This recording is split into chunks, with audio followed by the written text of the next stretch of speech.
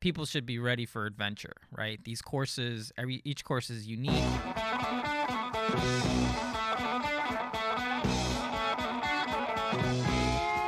Welcome to the Low Tide Boyz, a Swimrun podcast. I'm Chip. And I'm Chris. And today we're going to be talking about the team aspect of Swimrun. Exactly. This is, we think, one of the most interesting pieces of the sport is that it is a team sport primarily. There is a solo category, but, you know, the sport is broken up into 3 divisions, men's, women's, and mixed teams. And we've gotten a lot of questions about finding a partner and all that stuff. So we thought we would do a show on kind of like all the details surrounding that. All the details and what goes into partner. Is it beyond someone that just swims and runs? There's a whole slew of things that go into that. And people are asking, this being a new sport, especially in the United States, well, I'm the only one that I know that even knows about Swimrun, so how am I supposed to get a partner? So we have some resources for you, and we feel that you'll find this episode And I would say, not to make it sound like a love fest between the Low Tide Boyz, but I feel really lucky. We're great partners. We're great partners. We've trained a lot together already before this, so when I asked you to be my partner to do this, not only did I already assume you were going to say yes. I don't remember the date. I can't believe it. I can't. I know. I have no What's idea. our I have no idea anniversary? when it was. I have no idea when it was. Not only did I pretty much know you were going to say yes, but it turned into this great adventure. And now look at us. We got a podcast and shit. So we'll go into this first. So the considerations for selecting a swim run partner, obviously there's the sort of endurance and fitness aspect of it. I would say if it's your first race and this is a new partner, our recommendation would be to start at one of the lower races. When I say lower, I mean shorter races, because if there's a mismatch on the partner, you're only out there for maybe 2 hours as opposed to maybe 6, maybe 8. So your day's not as long if you made a mistake on partner selection. You definitely don't want to be out there for infinity. It's already it can be a very long day. Definitely can be a long day. I think a good place to start, this is sort of why Chris and I hit it off really well, I felt, was even in triathlon, you sort of find the group of people that you're always riding with that are within the same, if Chris and I would go for a ride together, I wouldn't be 30 minutes up the road and then every hill I'm waiting for him to show up. He's pretty much right there, or I'm pretty much right on his wheel most of the time. So we knew already our kind of fitness was borderline matched, especially on the 2 sports. I think fitness-wise, for sure. I think the other thing is just having complementary personalities. So we would train a lot together. We had a good rapport. We'd always have a fun time on the bike or on the run. Whatever we were doing, sharing a bunch of laughs, making fun of ourselves and others. And it really felt like, hey, I'm willing to go to battle with this guy, and we can have, we can survive an ordeal if that's what's called for. 100%. It is a relationship. There's a lot of, as everybody who's done any sort of endurance activity, there's a lot of highs and there's a lot of lows. For the 2 partners to be aligned, rarely will both partners be experiencing highs at the same time, and hopefully you're not experiencing lows at the same time. So there's this opportunity that you have, and I remember explicitly this memory in my head at Casco Bay when we were there, that Chris was kind of being a little bit mopey or kind of frustrated. I was being a little bitch. He was kind of being frustrated, and I said, hey, man, we got to go. I kind of knew what it would take to sort of bring him out of this rut, whether it was, hey, here's a gel, or here, I'll take the lead on the run for a little bit. You just kind of hang on my feet or whatever during the swim. And he knows what it took or what it takes to get me out of a funk or out of a low period. And when they're both at a high period, so if Chris is running really high and he just shoots out of a cannon on a run, well, hey, and if I'm kind of having a low part, he has to really feel me out and know my cues. Do I stop talking? Do I get mopey? Do I start bitching a lot or complaining? Do I sweat? Like, what is it that signifies or signals your partner is in the dumps, or what signals means they're running really, really high and energetic. Using that example, what works really well is because we trust each other, we could just be totally honest. So there wasn't a lot of circling the wagons. Whatever needed to be said was said, and we kept trying to accomplish our goal, which kind of leads to the next.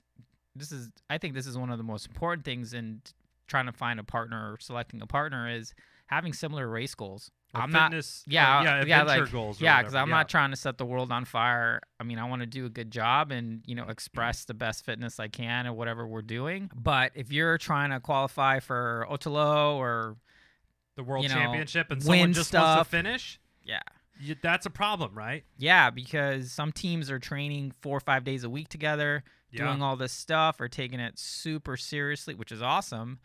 But if you're coming into a situation like that and you're not that committed, that's just going to lead to adversity, and I'd have a hard time believing that would be a successful partnership. I feel, Ed, the more we've interviewed a few different teams, and some people, we've interviewed one team, they've been partners for 6 years or 8 years, so they've kept the same swimmer partner, and then we had one that tried a couple out, and then they found a partner that really sticks with them and that they've done 8 races together or something over the course of a couple of years.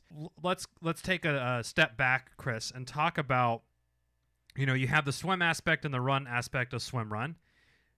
Do we both need to be swimming 140 on the 100 and be running 8-minute miles to be compatible swim partners? I would say not necessarily. Not necessarily. I think that comes back to the race goals. So if you're just there to have a good time and you're not trying to, PR every single swim leg, and you're willing to share the time with a friend or whatever it is, and experience the adventure with someone that you enjoy hanging out with. It's totally fine. I just think, the path to passive aggression is that let's say the super strong partner is just kind of kicking back the whole time. Like, I can see that getting annoying if you just want to go and the other person's like, oh, can I sit down for a minute or walk up this hill? We could have finished an hour, but Chris, he's so slow on, right. That if that's sort of the thoughts that are in your head or the comments that your partner's making or you're having, probably got a mismatch there.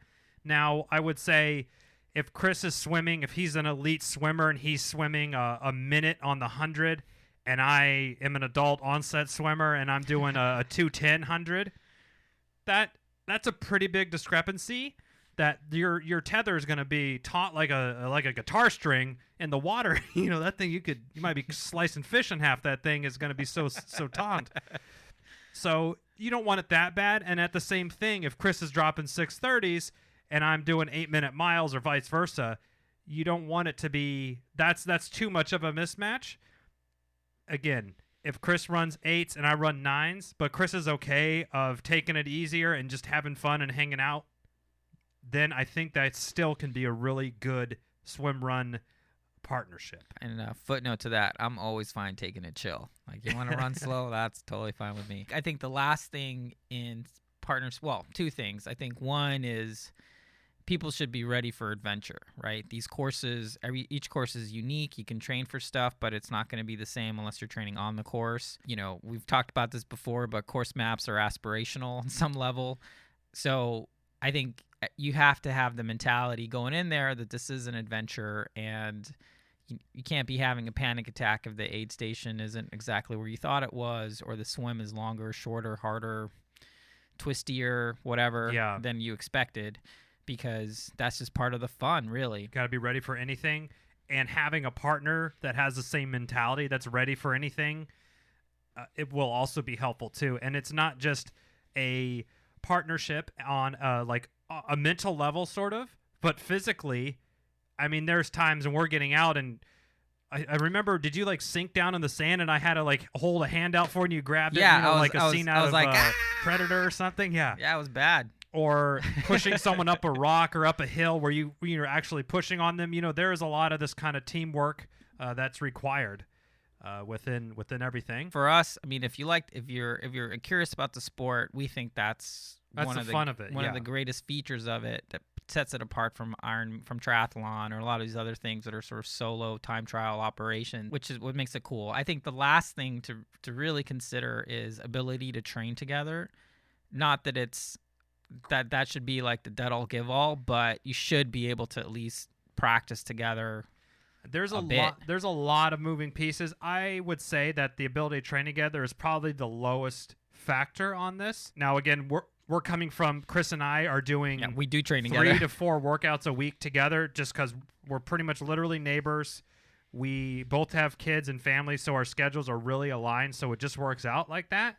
How I would say if we were doing Otolo Catalina, and we showed the races on Sunday. We are doing it. We are doing that. Yeah, sorry. I'm hypothetically we're gotcha. a different team. We're the Low Tide Boyz, and and we've never met. You live in Texas, and I live in Oregon, but we're meeting here. If we fly in on Friday, I think we'd probably want to do a couple jogs and a couple swims together just to feel each other out if we met on Slow Twitch or on Facebook or something. But the ability to train together, I think that going through the transitions, getting the tether on, helping each other, who's going to lead the swim, who's a stronger open water swimmer, who's better at sighting.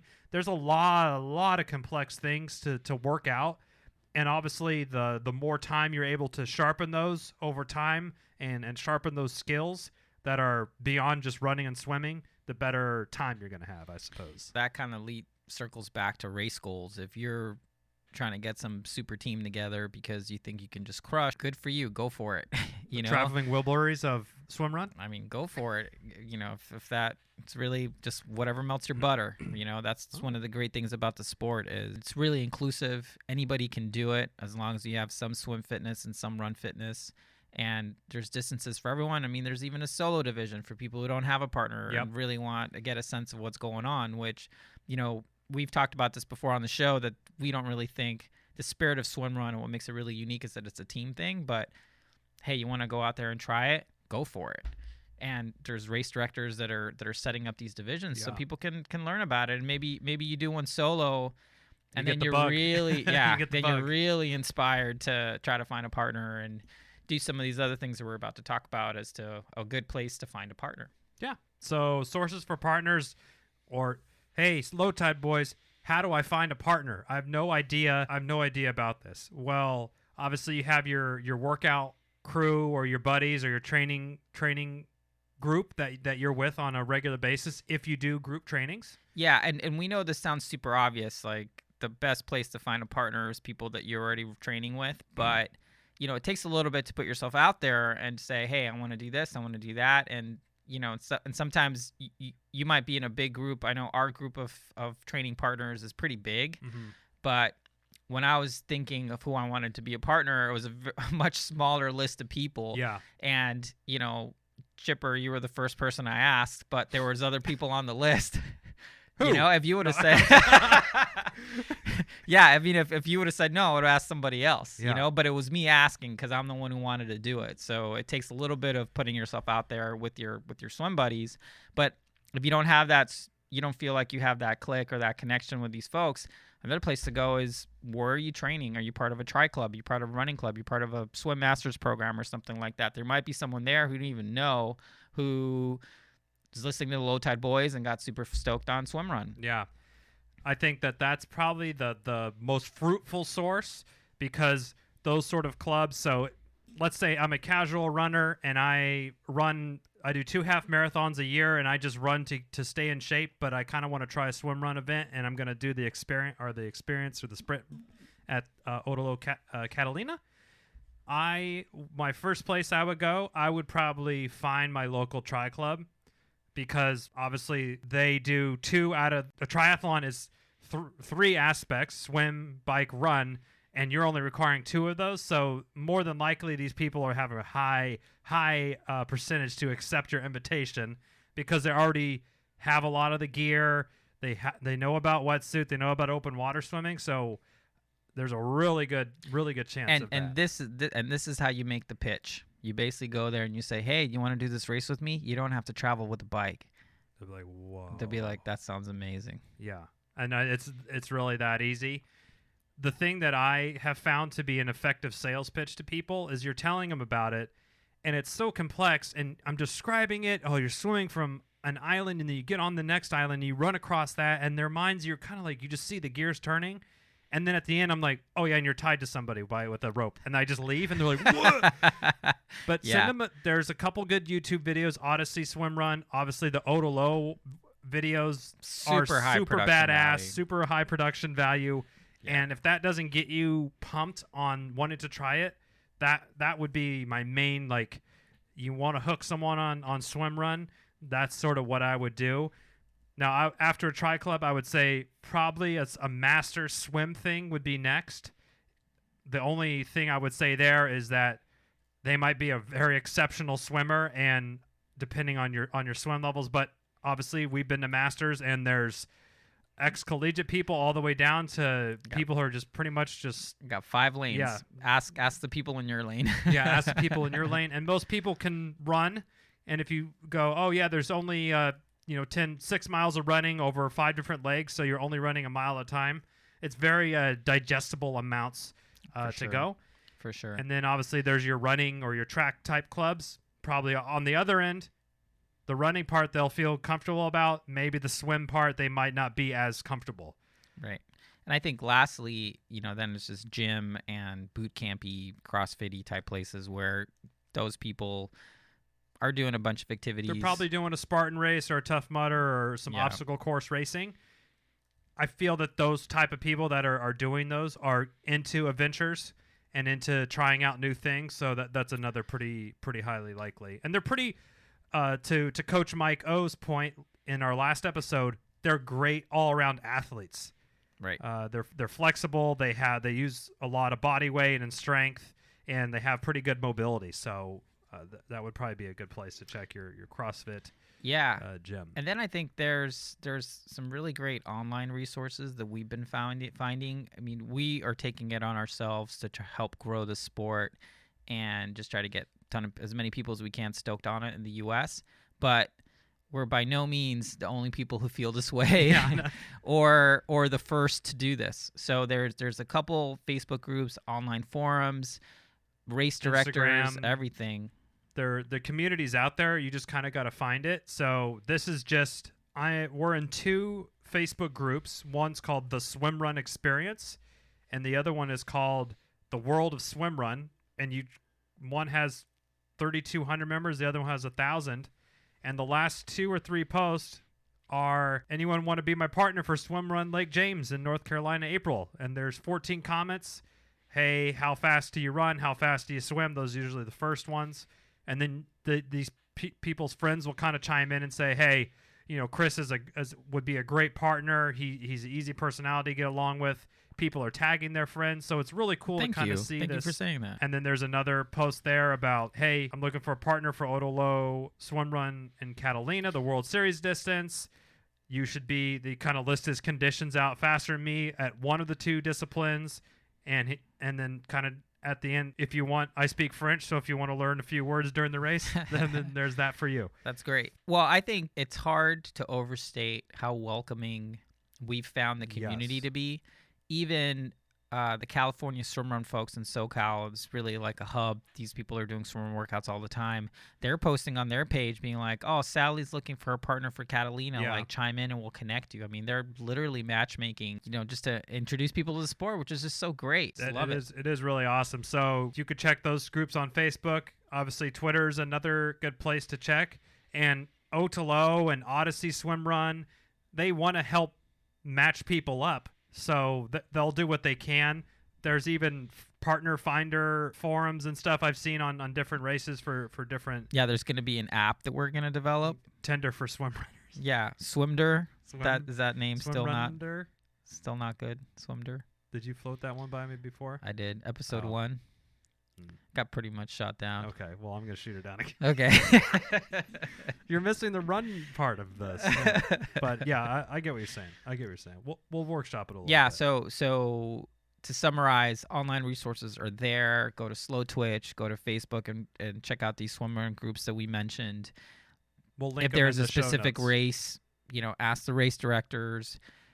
We also encourage people to there aren't that many, but find your local swimrun races and support them. If you don't have a partner, go volunteer. I guarantee you'll have a partner the next year because you're going to meet people. Everyone's been super friendly and welcoming, and it's just great. And if you're already in, a good thing to try out too is if you're already a member of a tri club or a swim club, host go on Facebook and create an event for your next Saturday workout that you were going to do by yourself or with your partner, and just throw it up there and post on the forum of your tri club and say, hey, Chris and I, the Low Tide Boys, we were going to do a 2-hour swim run workout in Aquatic Park in San Francisco on February whatever. Come out and join us. We'll tell you a little bit about the sport. You don't need specific equipment. Just come out and have fun and try it out and see if you like it. I think that would be a good way to kindle, some community there. Yeah, and if you already done some swim running and you want to give back, you can do just what we said. After we do our Catalina race, we're going to be giving a little talk at our monthly member meeting of our local tri club, just to give our race report. Spread the good word. Yeah, spread the gospel. Yeah, so we're really excited to do that and to show off all the cool experiences and adventures that we're going to have there.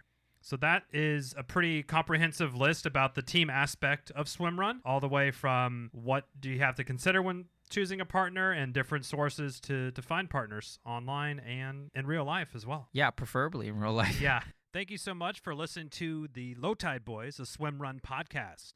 Make sure to subscribe wherever you listen to your podcasts, and if you're so inclined, leave us a review. You can also sign up for our newsletter at lowtideboys.com. That's boys with a Z. You can also check out our meme page at The Low Tide Boyz on Instagram. And if you have any questions or suggestions for the show, send us an email, lowtideboys@gmail.com. We'd like to thank Writing Easy Records for our show music, and of course, our wives for their support and tolerance of our hobbies and endurance activities. Until next time, get out there, go for a swim. Then go for a run. And then another swim. And then another soggy run. And just keep it going. Keep it going.